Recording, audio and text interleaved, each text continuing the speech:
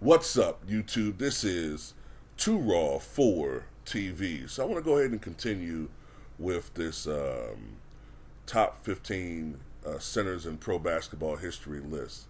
And just to do a recap, try to do it as fast as possible. Number 15, Nikola Jokic. For those of you who think I hate him and don't acknowledge the new school, I do think he's going to go down as one of the top 10 centers at the very least the game has ever seen. At number 14, the Chief Robert Parrish. At number 13, Bob McAdoo. At number 12, Wes Unseld. At number 11, I have Nate the Great Thurman. At number 10, Patrick Ewing. Number 9, it's Artis Gilmore. And I include his ABA career when I'm doing this. At number 8 is George Mikan. Number 7, David Robinson. Number 6, Moses Malone. And at number 5, I have Shaquille O'Neal. And, when Shaquille O'Neal was drafted out of LSU back in 1992, the NBA had not seen anything like him before. Even Wilt Chamberlain, when he was drafted back in 1959, was not quite as big as Shaq was. He was 7'1", 258 pounds when he was drafted 1 year after attending Kansas. There was a rule back then where you had to wait. There was a 4-year period between when you can go to the NBA and when you attended college. And Wilt Chamberlain left college 1 year early. So that's why he went and played 1 year with the Harlem Globetrotters back in 58, 59 before he went pro and played in the NBA. Shaq was 7 feet and about 290 coming out of LSU. So, but he was smaller. He was a lot smaller than the Shaq that we would see later on. He was sort of like a big David Robinson. When he was younger, he was springier, quicker. In my opinion, he was a better rebounder and shot blocker when he was younger, a better defensive player when he was younger. And I think that if Shaq was to play in today's NBA, he would look more like his Orlando self rather than his Lakers self, and definitely his old self. I don't think that version of Shaq would make it in today's NBA because of the way the game is played, the pace. I want to say some good things about Shaq. He is one of the most dominant players that we've ever seen. I disagree with the Stephen A. Smiths and some of these other guys that say he's the most dominant or the second most dominant. To me, when the NBA changes rules to slow you down, that is when you are truly dominant. So in my opinion, the two most dominant players in the history of the NBA are Wilt Chamberlain and George Mikan. And no one can change my mind on that. Now, it's not about whether or not George Mikan can beat him one-on-one. It's just that in his respective area, George Mikan was more dominant. And by the way, he won 5 championships, whether you want to acknowledge it or not. He won 5 championships. 7, if you include the other league that he played in. I think it was the BAA, I think it was. Or was it the NBL? But anyway, Shaq to me is still one of the most dominant players. To look at his resume, 4-time NBA champion, 3-time NBA Finals MVP. In 2000, he won the league MVP. He should have won more. I believe Shaq should have won MVP in 2005 as well. 15-time NBA All-Star, 3-time NBA All-Star Game MVP, 8-time All-NBA First Team, 2-time All-NBA Second Team, 4-time All-NBA Third Team, 3-time NBA All-Defensive Second Team. He was the Rookie of the Year in 1992-93. He was, of course, therefore on the NBA All-Rookie First Team.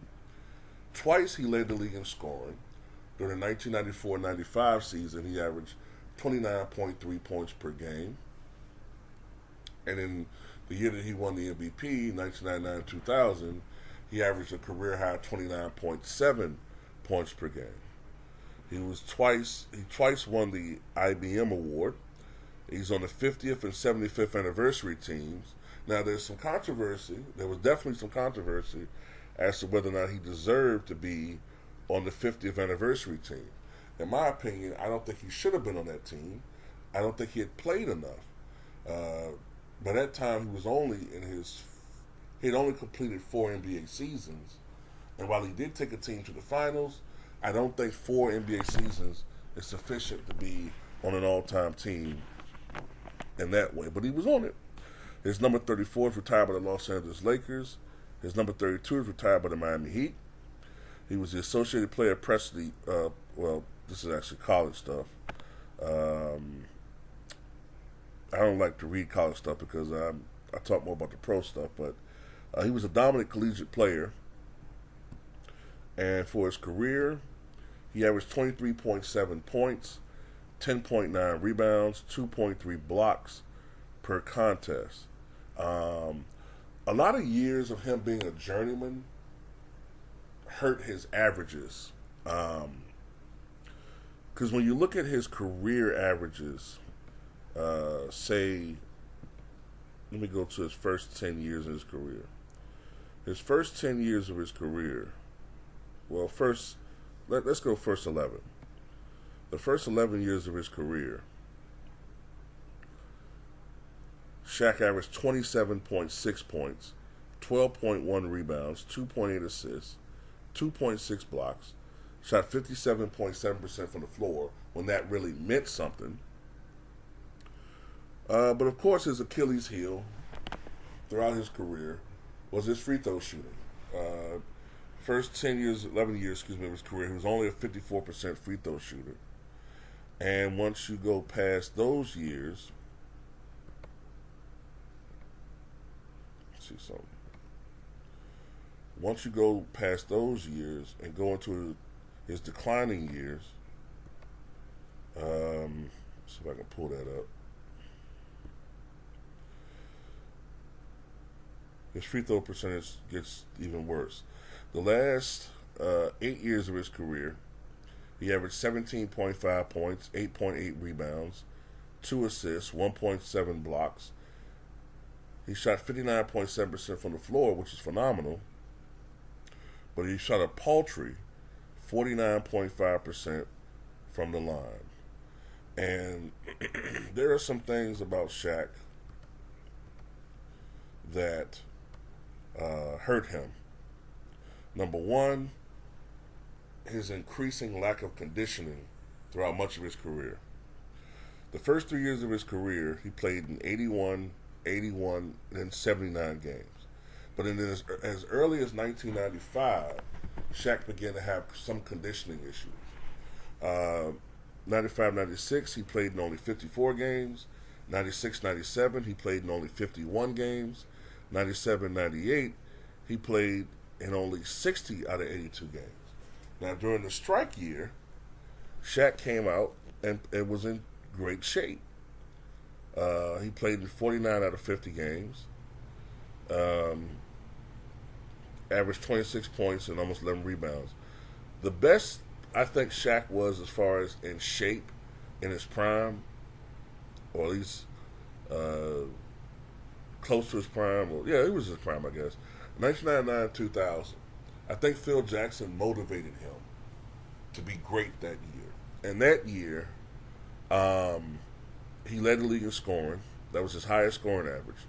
For the first time in many years, he averaged over 13 rebounds per game, 13.6. Led the league in field goal percentage. But most importantly, that year he played 40 minutes per contest. And he played in 79 out of 82 games. And, but bad habits started coming back. 2001, Shaq played in 74 games, not bad. But then in 2002, he missed 15 games. 2003, he missed 15 games.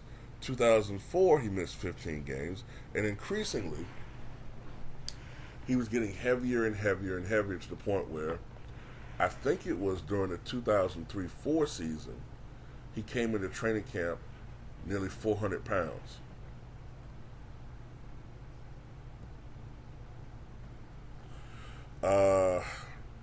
Miami, he played 73 games his first year there. Then the next year, 59 games, then 40, 61, then 33, 28.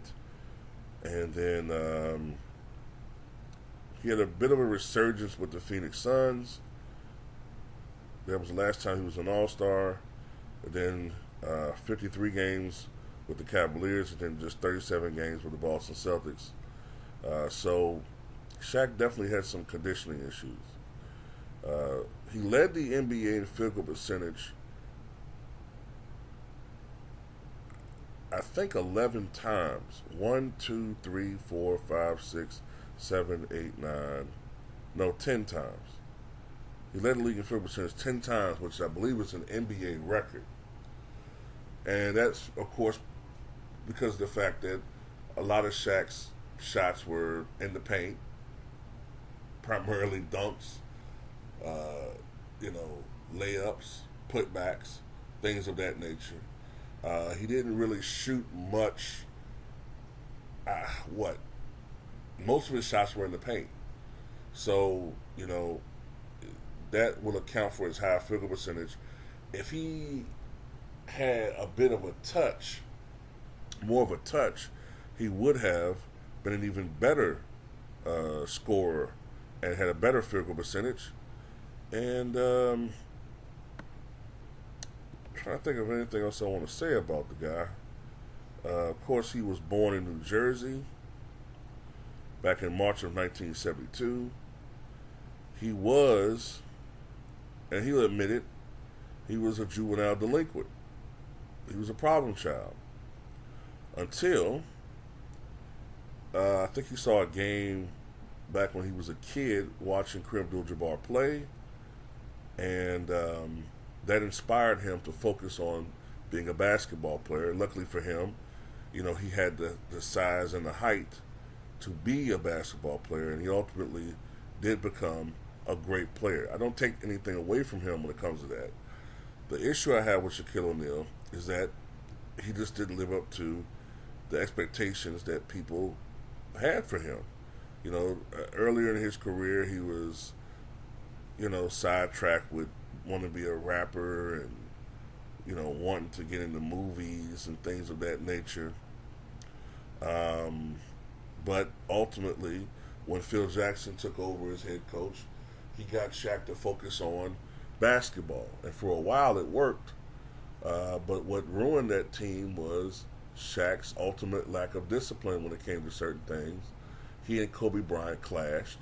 Kobe Bryant didn't want to keep being his second fiddle. Kobe Bryant emerged as a force. Shaq was used to being the man. Kobe wasn't a guy that was going to take a back seat to anybody, and that caused friction between the two. A lot of friction, to the point where it got to a situation where it was either me or him, and Dr. Jerry Buss ultimately chose Kobe. Despite the legal issues Kobe had, Shaq got to a point where he was even disrespecting Dr. Jerry Buss, and that sealed his fate.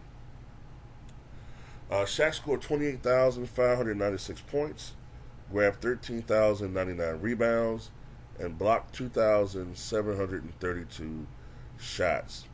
Shaq won an Olympic gold back in 1996 in Atlanta. And after his career, Shaq, of course, became a broadcaster with TNT, in which he still enjoys that role. And one of the more interesting personalities in the history of the NBA. One thing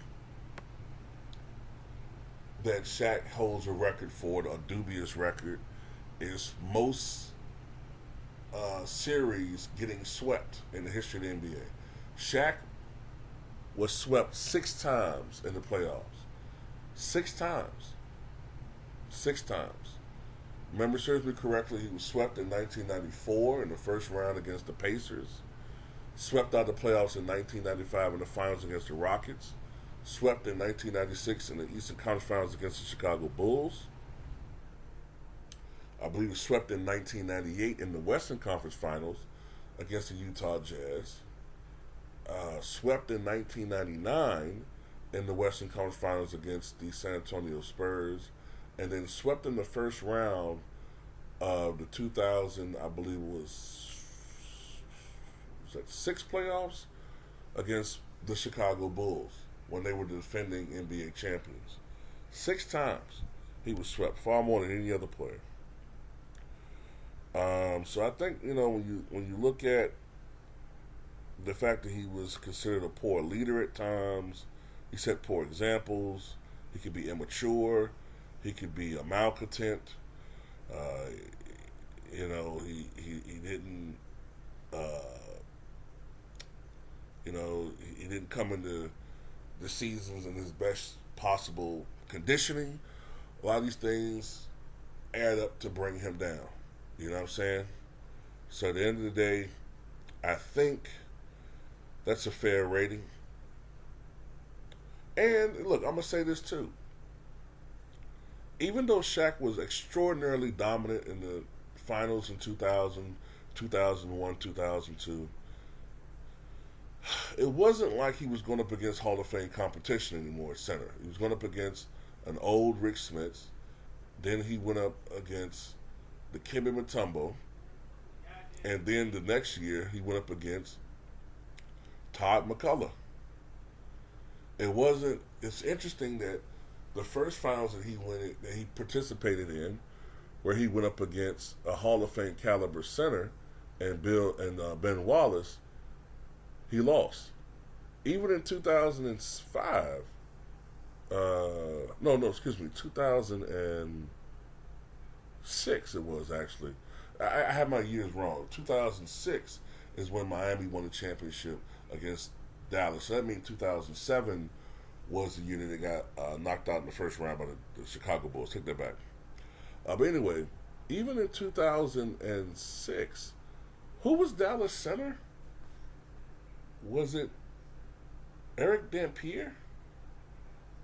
I can't recall, but it wasn't a Hall of Famer. But anyway, that's all I got to say about Shaq, man. Tell me what you guys think.